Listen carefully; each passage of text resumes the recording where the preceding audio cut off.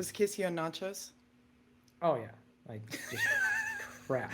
When you really go back and listen to it, it's like, it's da da da da da da da da da da da da da, but like making a face.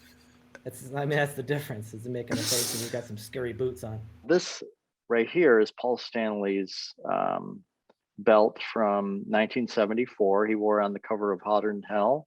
Yep. And some early posters, ads. This is Peter's outfit from Dynasty and the Cattails, 1979. This is probably the best part of the whole collection. Now, this is Gene's outfit from 1974. They only had one. Yeah. So and then here's him wearing it. I've met Gene many times, and I feel like I've earned like enough to sit at the kiddie table, throwing some carrots at the main table with Gene now and then. He'll definitely spank me at some point. But you're allowed to say this. I'm allowed to say these things a little bit. I will get spanked.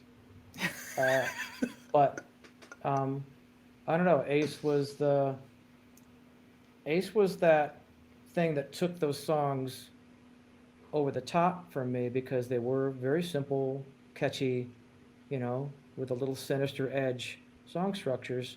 But it was Ace's initial leads and spice that really set it apart from what it was. What did you think of Maynard when you saw? Yeah. That was awesome. Yeah. But this was when I was 17. I was 17.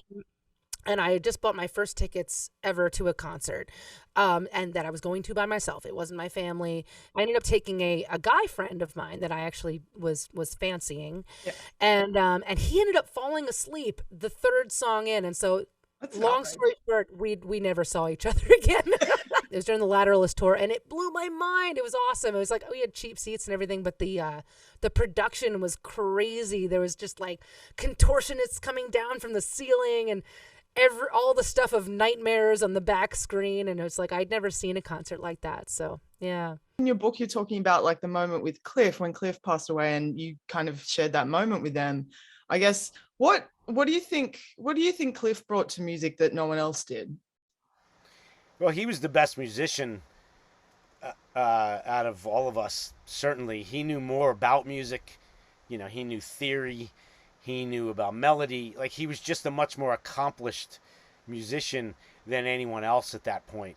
So that has so much to do with their growth as a band and songwriters, I think, on those first three records. If you go from Kill 'Em All to Master of Puppets, and the leaps they were making, from Kill 'Em All or Ride the Lightning to Master, I think it's just Cliff's, it was Cliff's ability.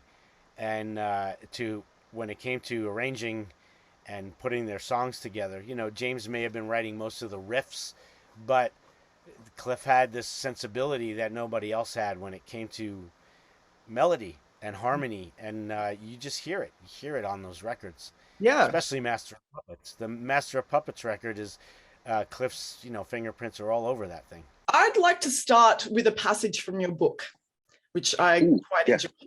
So Led Zeppelin blew me away. I'll never forget lying down on my bed in the beach shell between my two speakers, hearing Whole Lotta Love for the first time. The left-right interplay between Robert Plant and Jimmy Page, back and forth between the speakers, amazed me. So how did that vocal power and intensity affect you in a primal way? All musicians are inspired by fellow musicians. It's what we do. That's the great thing about rock and roll. We've all got our heroes. And it's great that you've referenced that moment, Christina, because I didn't have a stereo record player. I mean, it sounds nuts, but I got an amplifier, and I somehow figured out how to do stereo left and right. And it was just mesmerizing that stereo was being used by Jimmy that way for Led Zeppelin. And that was one of my first loves of that musical experience, that metal magic that we can have. But Robert's voice particularly, then and now, was a great springboard for me as a singer, because I realized that the human voice has so many different possibilities. And I don't think I was singing that way when I heard Robert singing. Obviously, I was just, my early metal years, but I'm sure in jams and rehearsals and whatever else I was doing, emulated his expressions. The first artist I saw myself Yeah, you saw yourself in, yeah. I'd say Judas Priest. Really? I thought I was going to be Rob Halford, I wasn't like, I didn't see myself as the drummer. I saw myself as and I got these like fake leather pants from the store that was kind of like a Target back then. It was called Gold Circle. Yeah. And they had fake leather pants for like $10.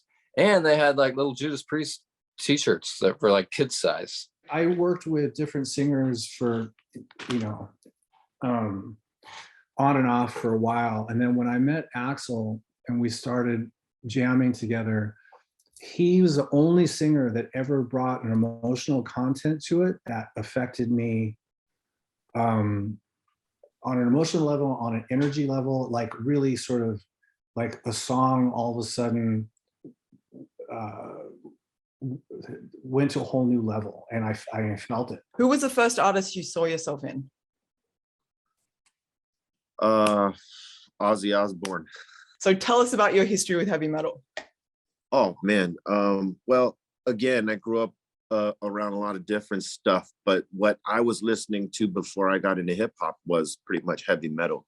And I was a big Ozzy Osbourne fan. I got put on to his solo stuff first, and then, I went and started listening to Black Sabbath and all that stuff. So then, I become a Black Sabbath fan, and because to me, that is some of the best, shit ever made, along with Zeppelin and many others. But like, yeah, I mean, for some reason, Ozzy was like, I don't know, man. I just always loved him and his energy and his daringness to do different shit and be different than most other frontmen of his time.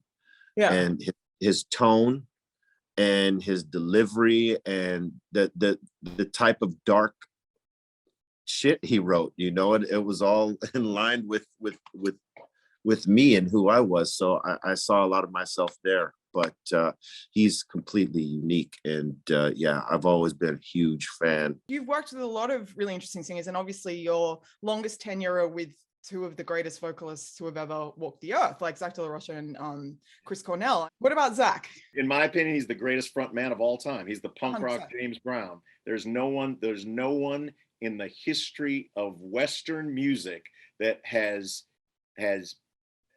like the sort of the totality of like spiritual commitment on stage in the studio as that guy. And it's matched with a brilliant intellect, and he's a tremendous musician as well. And Yeah. And it's a really like unbelievable combination. Just feel fortunate to, be in a band with him. I love metal, and I loved poetry, and those guys, and Chris Cornell was one of the people that brought those things together. So when we were in a band together, like his initial impetus was he had been the principal music writer in Soundgarden as well as the lyricist, and he was like, I don't want to write music. I want to concentrate on lyrics and melody, and you guys write music. And the thing that is one of his great gifts on top of his startlingly good looks and hair and eyes and talent, all the stuff, you're like, are you like magical? Like I'd be next to that guy, like, you're like a magical being. He had this ability to craft melody, like beautiful and ferocious melody out of the ether.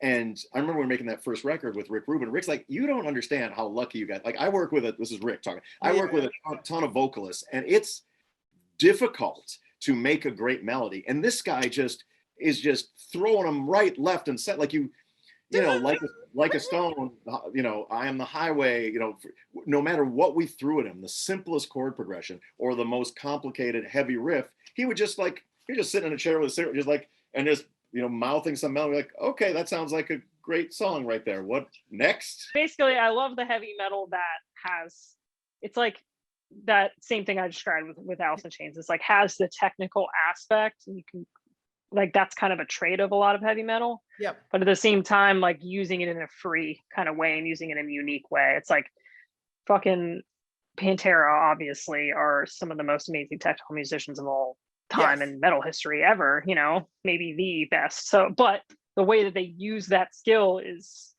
just so free, and just the way that, you know, Diamond, fucking the boys all just play together and have this groove. It's like that's just something that they had because they played together their whole lives. And it's more than just someone sitting at a computer and playing a riff and gritting in, sticking drums on it. And like I've never been super into that particular style of heavy metal, with like death metal stuff that's like really gritted. And some people do love that, but I've just been more drawn to the groovy elements of metal. And you took Kurt Cobain to his first show, which is like a Black Flag show, right? Yeah. What was that night like? It was a hall that maybe held 300 or 400 people. Yeah.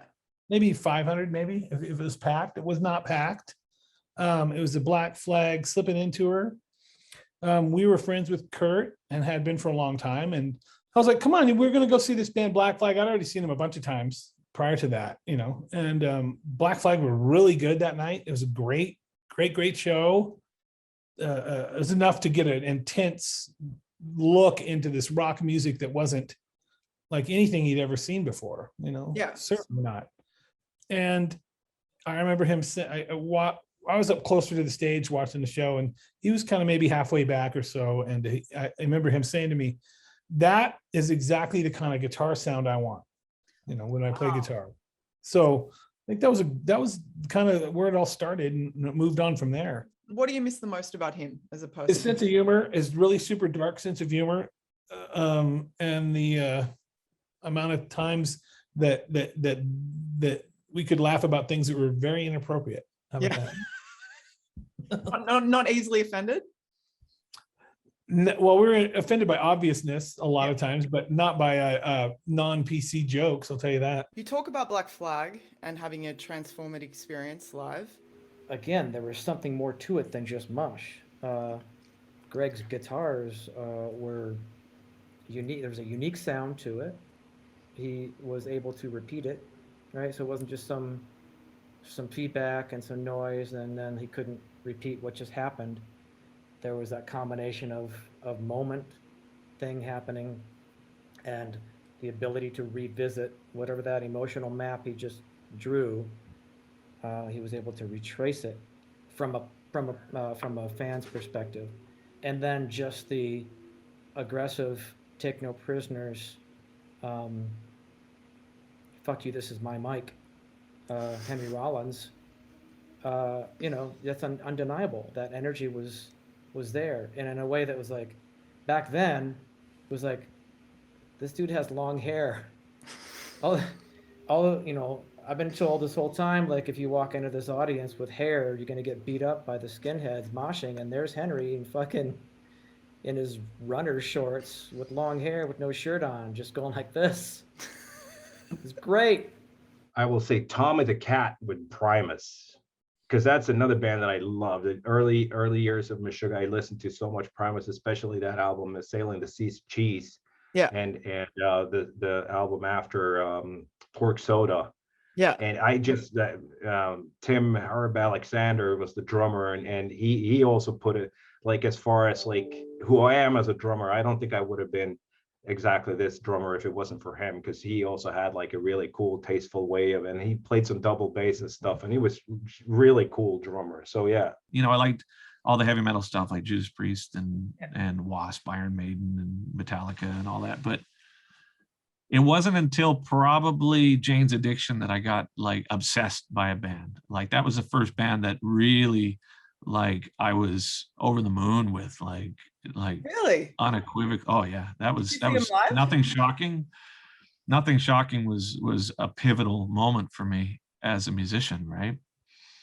And then it was a band called Grotus that opened up for Mr. Bungle. They were like a local band out of San Francisco. Yeah. But I don't think I've ever been as fascinated with the band as I was by them. And I punished them so fucking hard. Every time they came to Vancouver, I would like wait out the venue and I'd be like, oh, you can stay at my house and all this shit. And they were like, oh, here's that guy. And then it's funny because the singer ended up, his name was Lars, and he ended up being an engineer, and he was like tuning vocals for like Christina Aguilera and all these things. And I used a line from a Grotus song and a strapping song years ago. And so I had to contact Alternative Tentacles and say, hey, is it cool if I use this? And so they gave me his email and I talked to him and I was like, hey, I don't know if you remember me, man. My name's Devin. He's like, oh, we remember you, man. You were that fucking guy. You were the guy that punished us every time you came to town, right?